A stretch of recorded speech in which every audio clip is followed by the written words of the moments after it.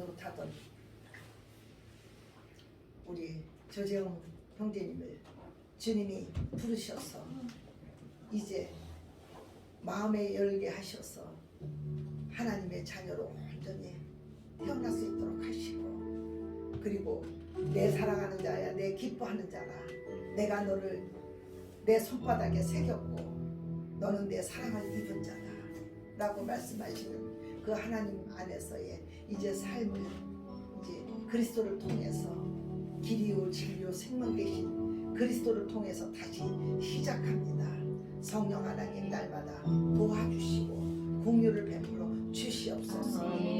은혜가 아니면 살아갈 수 없다는 것들을 알고 사단에 종속된 것들에 대해서 누구보다도 많이 알고 또 느끼고 투쟁적인 전투를 했던 것들을 주님이 아시오니 이제는 주님을 아는 일에 투쟁하고 전투할 수 있도록 도와주시고 인도하여 주시옵소서. 아멘. 그리고 주님이 또한 이 커플을 또한 예비 부부입니다. 하나님 안에서의 또한 결혼할 수 있도록, 그리고 주님이 인도하신 그 간증들을 펼쳐게 하나님께서 가정을 아버지 하나님 선포하시고 가정을 계획하셨던 그 가정이 아름다운 주님의 통치의 가정 가운데서 시작하고 또한 가정마다 주님의 임재 안에서 살아갈 수 있도록 주님 예비 부부들을 축복하여 주시고 구원간증과 결혼간증 가운데 주님이 축복하여 주시고 계속해서 강력한 기름을 부어주셔서 아버지 하나님 살아나가는데 아버지 하나님 주님과 함께 넉넉히 날마다 승리 가운데 살아갈 수 있도록 예비하여 주시고 축복하여 주시옵소서. 아멘. 마치는 시간까지 성령 하나님 도와주시고 은혜를 베풀어 주시옵소서. 아멘. 축복하며 예수님의 이름으로 기도했습니다. 아멘. 네, 먼저 우리 조재영 형제님 구원관님 해서 이렇게 쭉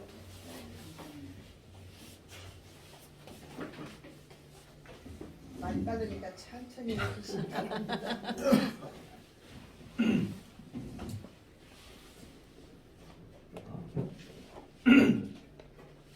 원래 안 떠는데 갑자기 또 길 겁니다. 많이 길어요. 원래 다른 분들은 좀 이게 흘림이 있네. 작게 하신 것 같은데 모르겠습니다. 저는 최대한 작게 썼다고 했는데 그래도 조금 길어도요. 아니요. 들어주시기 바랍니다. 저는 주님을 영접하기 전 43살까지 믿는 종교가 없이 나 자신만을 보고 살아왔어요. 집안에서는 유교 집안이라 재산을 지내고 있었고요. 조상신을 모시는 그런 집안에서 태어났어요. 어머니는 시주단지라고 모시고 있으셨고 아버지는 아버지만의 철학을 가지고 주역풀이를 하면서 조상신을 모셨던 거예요. 그래도 다른 종교에 있어서는 부모님이 부정적으로 생각하시지 않았으나 친할머니가 돌아가시면서 문제가 발생했어요. 장례식장에 큰 고모가 다니고 있던 교회 목사님이 오셔서 아버지와 형 제가 자고 있는 사이에 장례식장을 기독교식으로 전부 바꿔놓으면서 일이 터져버렸습니다.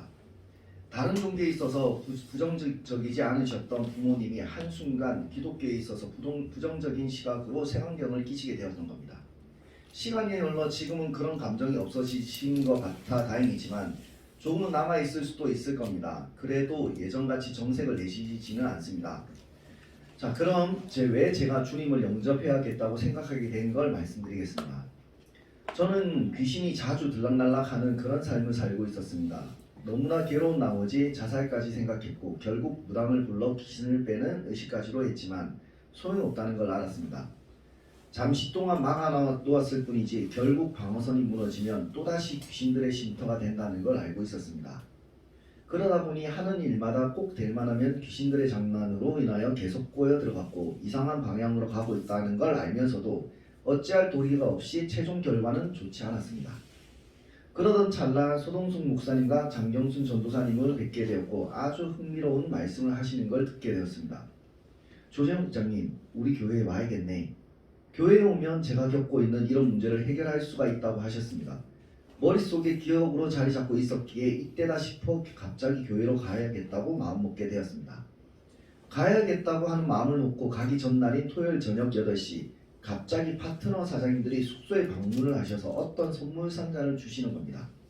뭘까 궁금해서 열어봤는데 성경책이 있는 겁니다. 이거는 운명이구나. 무조건 가야 되는구나. 안 가면 이상한 일이 터지겠구나 싶었습니다. 그래서 일요일 아침 일찍 일어나 준비하고 30분 일찍 도착 예정으로 출발을 했으나 자꾸 이상한 쪽으로 방향이 틀어지는 겁니다. 3번을 다른 방향으로 가버리는 겁니다. 열이 받았으나 오기 또한 생기기 시작한 겁니다. 무조건 간다.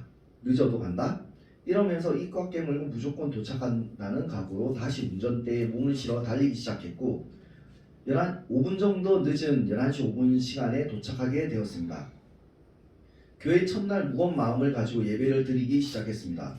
갑자기 땀도 나지 않는데 몸이 불구덩이처럼 뜨거워지기 시작한 겁니다. 신기한 일이죠.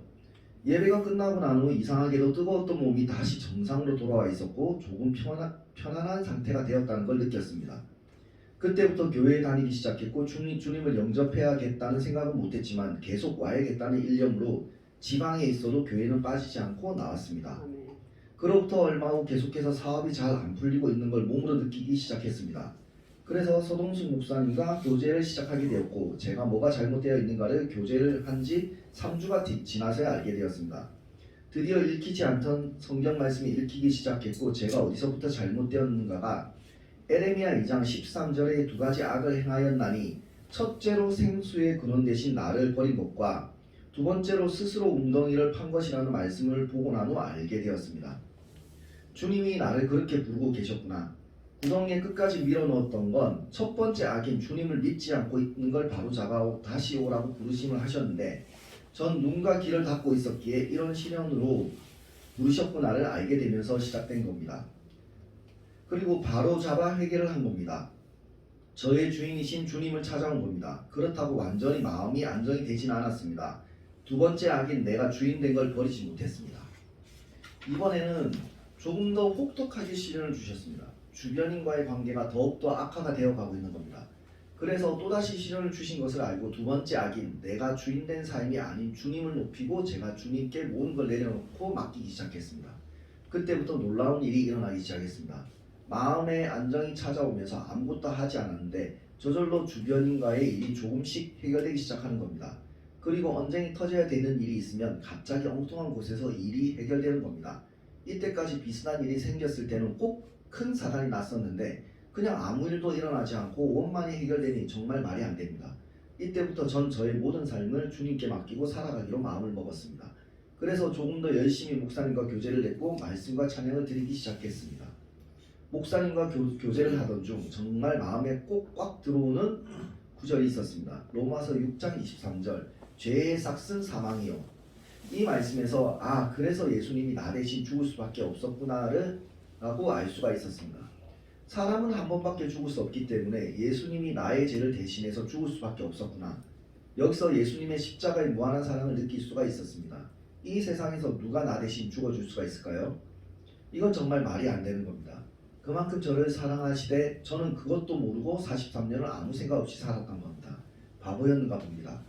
그리고 목사님이 하신 말씀 중에 정말 재미도 있으면서 전곡을 찌르는 한마디가 또 있었습니다. 어떤 사람들에게 물어보라고? 천국 갈래? 어떤 사람들에게 물어보라고 했는데요. 그게 천국 갈래? 지옥 갈래?